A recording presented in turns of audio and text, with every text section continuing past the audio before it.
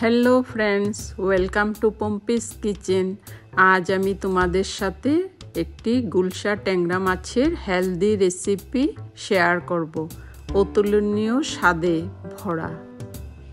বন্ধুরা, তোমাদের যদি এই রেসিপিটি ভালো লেগে থাকে তাহলে প্লিজ আমার চ্যানেলটিকে লাইক করে, কমেন্ট করে, সাবস্ক্রাইব করে পাশে থেকো। তাহলে শুরু করি, চলো রেসিপিটি। বন্ধুরা, প্রথমে আমি কড়াইটাকে গরম করে নিয়েছি। 1/4 কাপ তেল দিয়েছি, সরষের তেল। তেলটা দিয়ে ভালো করে নাড়াচাড়া করে নিয়েছি। এবার আমি আগে থেকে ট্যাংরা মাছগুলো হলুদ আর নুন মেখে রেখেছিলাম। এবার কড়াইতে দিয়ে দিলাম তেলের মধ্যে। মাছগুলোকে ভালো করে এপিট ওপিট পাল্টে ভেজে নিব।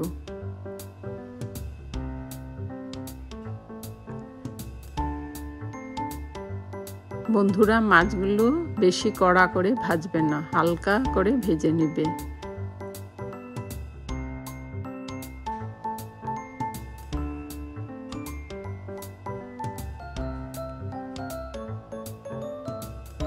এভাবে করে আমি সব মাছগুলো ভেজে তুলে নিচ্ছি।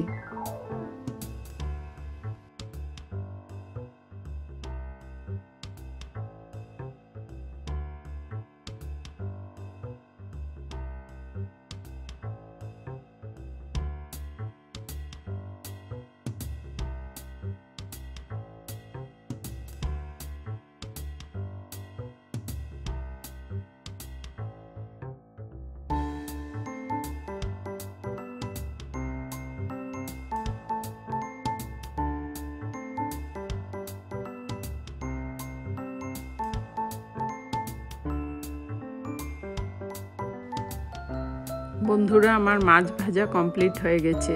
এবার আমি আর অল্প তেল দিয়েছি। তেলটা দিয়ে ভালো করে গরম করে নিয়েছি।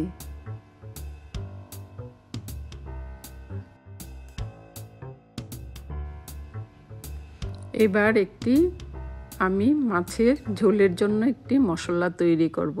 মিক্সিতে আমি 1 মুঠো ধনেপাতা নিয়েছি, একটি পেঁয়াজ নিয়েছি, 4টে কাঁচা লঙ্কা নিয়েছি, সামান্য একটু আদা নিয়েছি। আদা নিয়ে ভালো করে একটা পেস্ট তৈরি করে নিয়েছি। সামান্য অল্প ক্যাপসিকাম দিয়েছি।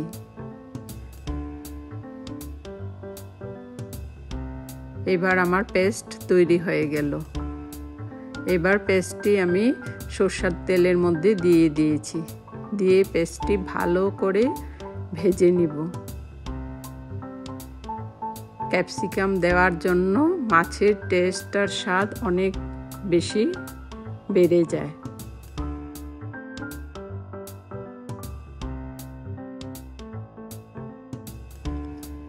বন্ধুরা, এবার আমি একটি টমেটো কুচি দিয়েছি, স্বাদ অনুযায়ী নুন দিয়েছি, 1/2 টেবিল স্পুন হলুদ দিয়েছি, 1/4 টেবিল স্পুন জিরে গুঁড়ো দিয়েছি।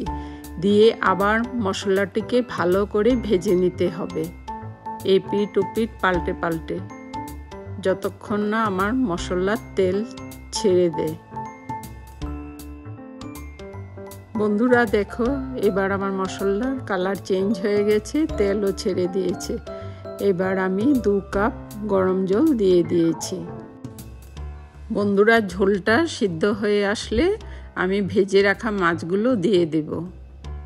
দিয়ে আরও 5 মিনিট থেকে 7 মিনিট সিদ্ধ করব।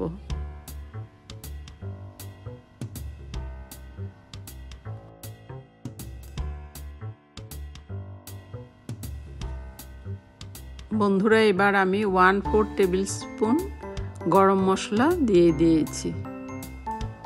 দিয়ে আর 1 থেকে 2 মিনিট সিদ্ধ করে নামিয়ে ফেলব।